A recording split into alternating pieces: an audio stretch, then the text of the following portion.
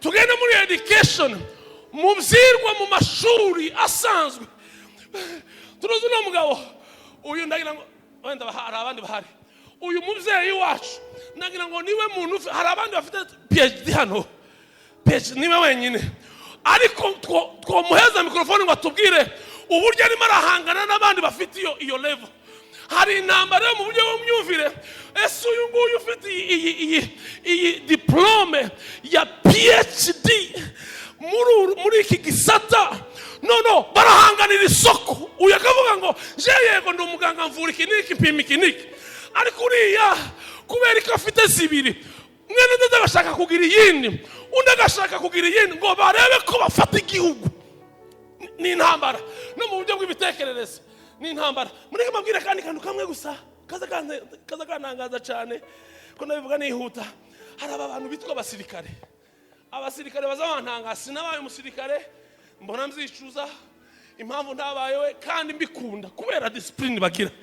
Nubongo igisirikare cy'igihugu kimwe kizamuka kikakora imyitozo, kikohereza abasirikare hanze kwiga, ikindi kikavuga ngo no abangaba igisirikare cyazamutse natwe competition militaire.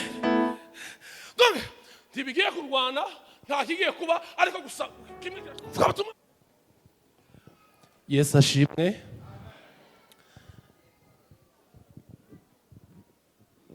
Ndashaka kuvuga iminota 20, ariko kandi dukomeje gushimira ababyeyi bacu uhereye ku muyobozi mukuru, representant legal na bishop nabo bakorana mu nama bose. Bishop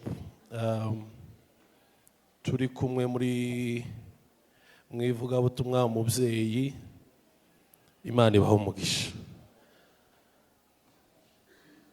Nari ntekereje ngo mu mpezi iminota 20 mwababyeyi mwe mwamugenda, hanyuma tuze gusoza.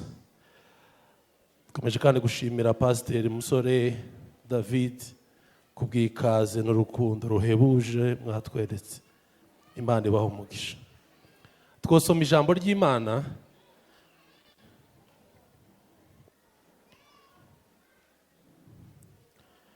dusome muri Zaburi ibice 85 umurongo wa 6. Ntabwo ndibuze gutinda.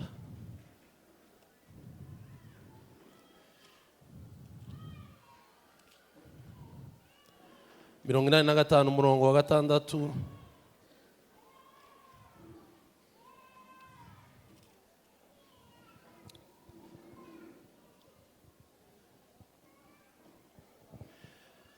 Bibiliya yavuze yacu, iyi ngiyi Kinyarwanda mfite, yavuze ngo ntuzagaruka ubwawe ngo utuzure kugira ngo ubwoko bwawe bukwishimire. N'uwo murongo wonyine nkeneye. Ntuzagaruka ubwawe ngo utuzure kugira ngo ubwoko bwawe bukwishimire.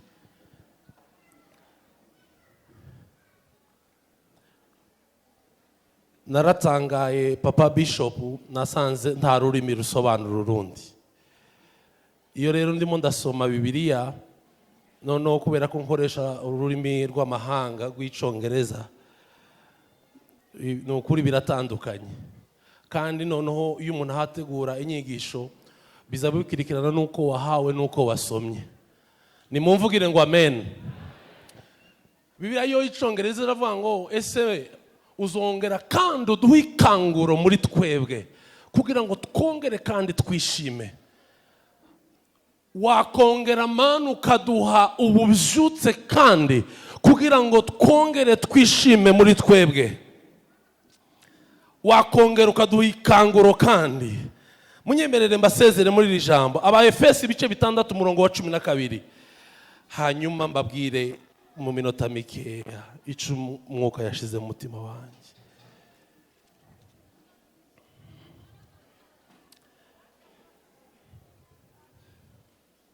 Bibiliya yavuze ngo umurongo wa 12 w'ibice 6 mu gitabo cy'Abaefesi. Bibiliya yavuze ngo kuko dukirana n'abafite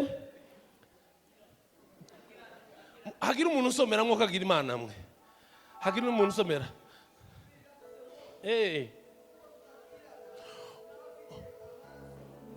kubera ko tudakirana n'abafite amaraso n'umubiri, ahubwo dukirana n'abatware n'abafite ubushobozi n'abategeka iyi si y'umwijima n'imyuka mibi y'ahantu mu ijuru. n'imyuka mibi y'ahantu. Wabonye mikrofone, si usome cyane n'ijwi cyane, wamuyegereza mikrofone bayizamura. Biravuze ngo kuko tudakirana n'abafite amaraso n'umubiri. Ubundi twebwe ntidukirana n'abafite amaraso n'umubiri, twebwe ahubwo dukirana n'abatware, n'abafite ubushobozi, abatware n'abafite ubushobozi, n'abategeka iyi si y'umwijima, n'imyuka mibi y'ahantu ho mu ijuru. Amen. Kandi abakora ibyo ngibyo ni buri mukristo wese mu ishengero, ni buri muntu wese witwa ngo ni umukristo, dukuyemo amazina n'ama-office dukoreramo, twese dufite runo rugamba, twese dufite uru rugamba kandi tururimwo, kandi ntaho tworukwepera, nta kazu yaza ntawe bitareba. Uru rugamba kurushobora ni inzira imwe gusa, nuko Imana itubishutsa kandi mu mbaraga z'umwuka wayo. Reka mbabwira akantu narimo njanisha bukeya, kandi munyemerere mfata telefone nsome. Sema amen. Aba traders, abafanyabizashara, abacuruzi nibo bantu ba mbere ubu nyine twavuga ko bategetse isi, kubera ko isi ya none ni amafaranga, kandi kubona amafaranga ni ibyashara. Aba bantu bafite umwete mu buryo budasanzwe, bahora barwana. Umushinwa n'umunyamerika n'umurusiya barahanganye, kandi igitumye bahangana ni business, ni amafaranga. Uyu arakora iki, undi agashaka gukora ikirenze icyo yakoze, undi nawe agashaka gukora. Simvuze Ubudage, simvuze France, simvuze n'ibindi.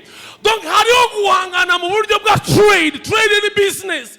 Hariho intambara ikomeye mu buryo bwa business.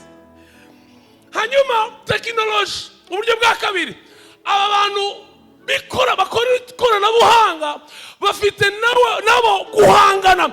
Hari intambara. Iyo Ubushinwa bukoze ikintu, Amerika yifuza gukora ikirenze icyo ngicyo yakoze. Ubu nyine none mu buryo bwa tekinoloji n'Ubushiya bwazamutse, Uburusiya bwazamutse. Donc hari intambara yo mu buryo bwa tekinoloji,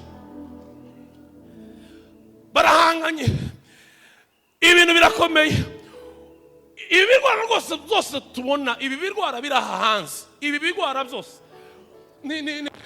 ni tekinoloji. Barabicura, barabikora, barahangana. Iyo tugiye mu abanyapolitike mu bita gute mu Kirundi, n'abanyapolitike ni ukuvuga ngo ntibaza baryama, bahora bahanganye. Iyi politike y'iki gihugu ikazamuka, iyindi ikazamuka, kuko hari imbaraga muri politiki. There is power in politics. Hari imbaraga mu buryo bwa politiki, barahanganye. Hari icyerekezo barimo barajyamo. Iyi politiki, iki gihugu kirahaguruka kikajyana iyi politiki muri uru rwego, hanyuma iki ngiki kikaza gikopera ngo babaciye aha bakoze iki ngiki. No, hakabaho guhangana. Abo ni abanyapolitike. Noneho hakabaho aba bantu bitwa abahinzi, abafamasi, abahinzi. Igihugu kimwe abahinzi bazabahaguruka bakaja muri Israel gushaka imbuto zera cyane, bakabizana mu gihugu cyabo. Noneho ikindi gihugu kavuga no, aba bakuye imbuto hano muri Israel, naho twebwe tugenda tuyikure hehe muri Singapore, iriya hirya haruguru mu Iburayi. Noneho kugira ngo barebe umwimbu, noneho baze bawuhanganishe ku isoko mpuzamahanga. kugeza aho ngeze nimumvugire ngo amina. Amen. Abo ni abacuruzi. Iyo ni intambara iri aho iri ukwayo. Tugende muri education, mu byirwa mu mashuri asanzwe. Turuzi no mugabo uyu ndagira ngo wenda hari abandi bahari. Uyu mubyeyi wacu ndagira ngo niwe muntu, hari abandi bafite PhD hano, PhD niwe wenyine, ariko twomuheza mikrofone ngo atubwire uburyo arimo arahangana n'abandi bafite iyo level. Hari intambara yo mu buryo bw'imyumvire. Ese uyu nguyu ufite iyi diplome ya PhD muri iki gisata, no barahanganira isoko. Uyu akavuga ngo je yego ndi umuganga mvura iki niki mpima iki niki, ariko uriya kubera ko afite zibiri, mwene ndetse agashaka kugira iyindi, undi agashaka kugira iyindi, ngo barebe ko bafata igihugu. Ni intambara no mu buryo bw'ibitekerezo, ni intambara. Mureke mabwire kandi kantu kamwe gusa kaza kanangaza cyane ko nabivuga nihuta.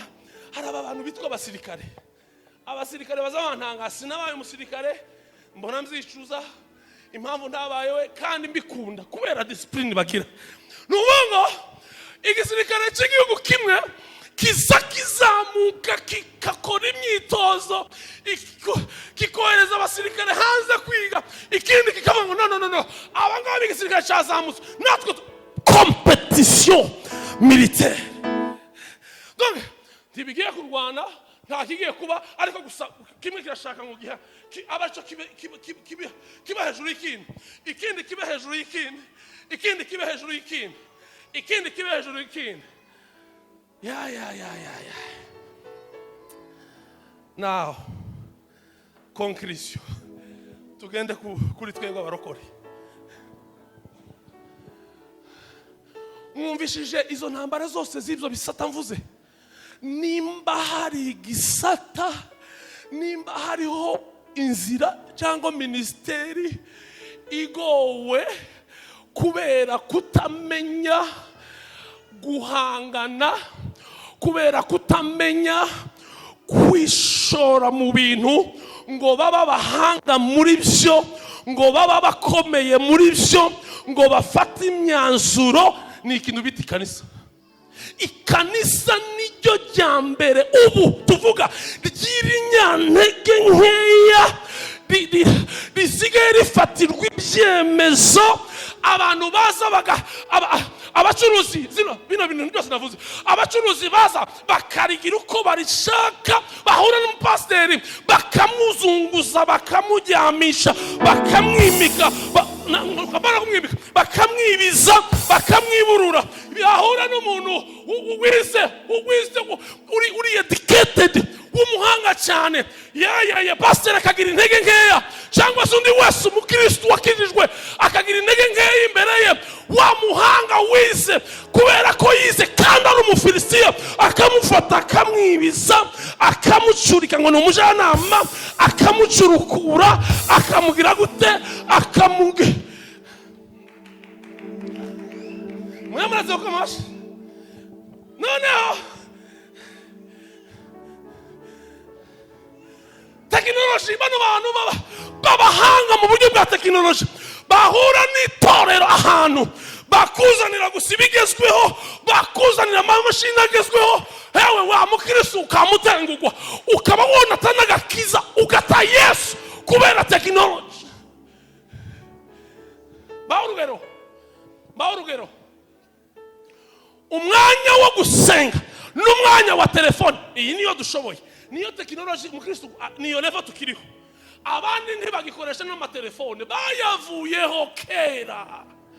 Mubazo no mugabo, telefone yavuyeho kera. Ni twebwe niyo level yacu, naho tukiri twebwe. Nukuvuga ngo iratwishe, yishe umudemasi, yishe umuvugabutumwa, yishe telefone gusa. Ndi mu gisata cya tekinoloji. WhatsApp yishe, ibujije abantu gusenga, ibujije abantu guterana, ibujije abantu kuzura umwuka, ibujije abantu gutanga ibya 10 n'amaturo. Ngo n'inyigisho bibumisha kuri WhatsApp. Umuntu arateye araje gusa ngo nta 10. kirere. Nibi byose waba uri umuririmbyi, igihe uhagaze imbere y'abantu urimo uraririmba, kumenya guhangana n'izo mbaraga zo mu kirere ukakimena, waririmba ijuru rikamanuka.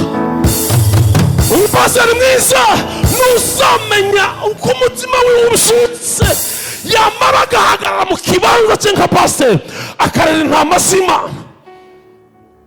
Umuvugabutumwa mwiza ni umuvugabutumwa ubusutse mu mutima, ni umuvugabutumwa uri awake, ni umuvugabutumwa ubusutse ugera hariya mu marembo agasoma ikirere kandi atishebanguye. Mu mutuzo, mu bwenge bwose.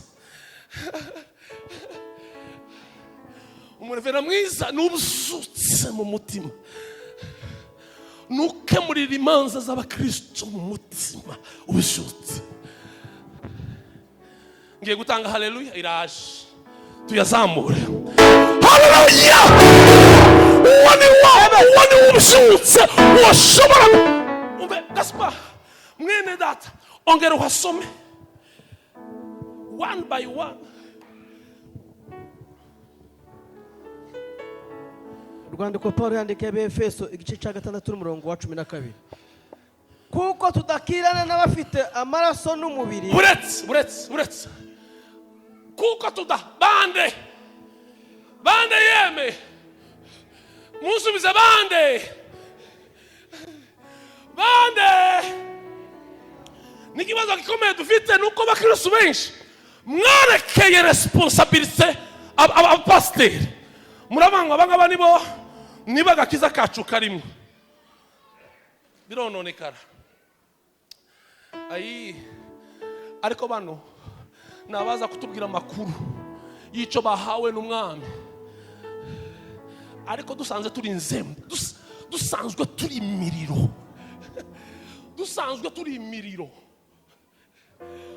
Nukuvuga ngo baza kutubwiriza kandi baranaturera, ariko dusanzwe turi imiriro. Nicyo cyatumye dukizwa. Twebwe turwana.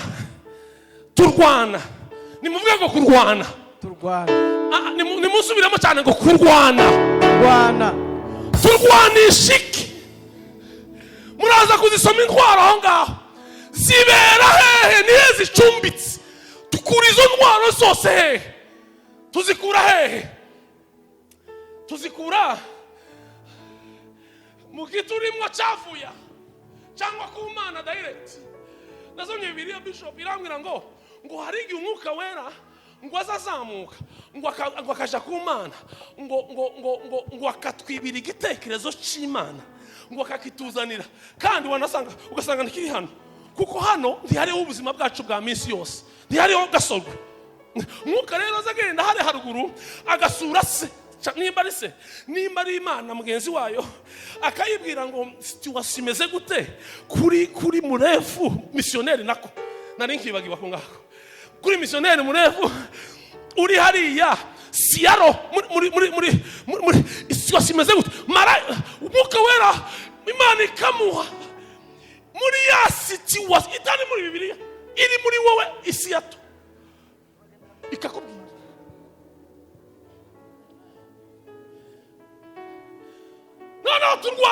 turwanisha ibiturimo, ibyo twize, ibyo umwuka yaduhaye. Ikibazo ni iki? Ese twahawe iki? Turwanisha iki? Gaspar?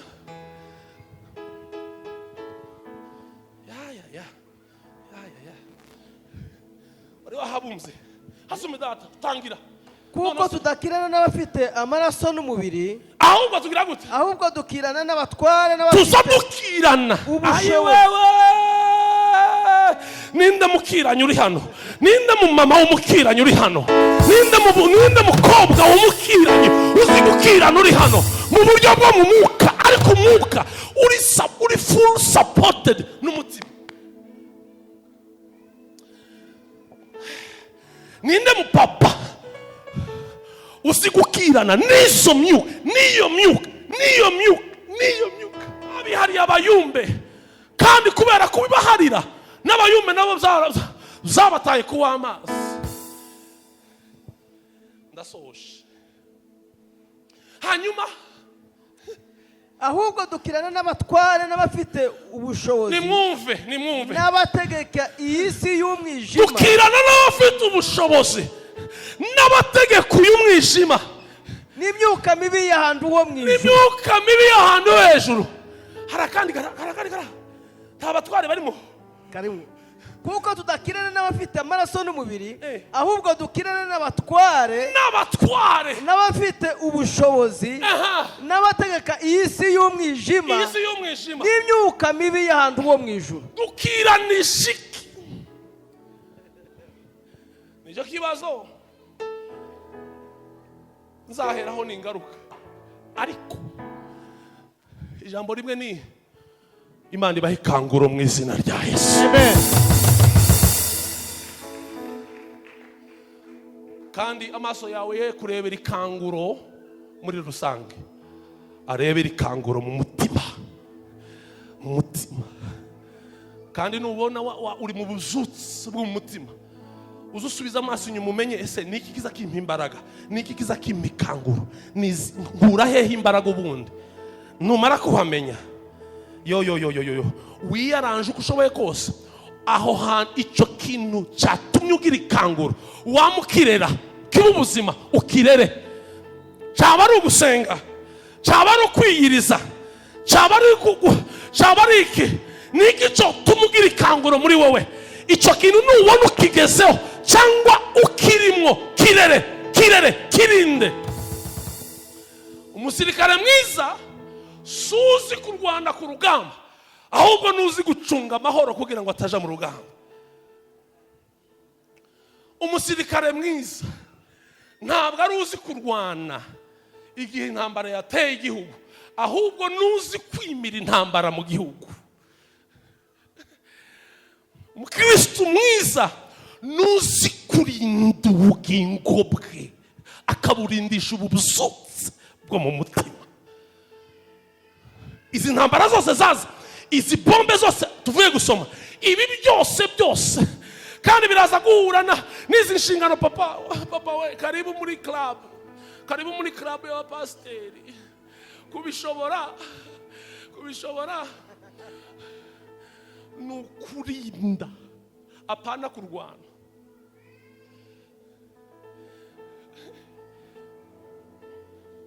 Kuko mfite ubwoba, kuko kurwana ni ibintu bibiri, harimo gutsinda cyangwa gutsindwa.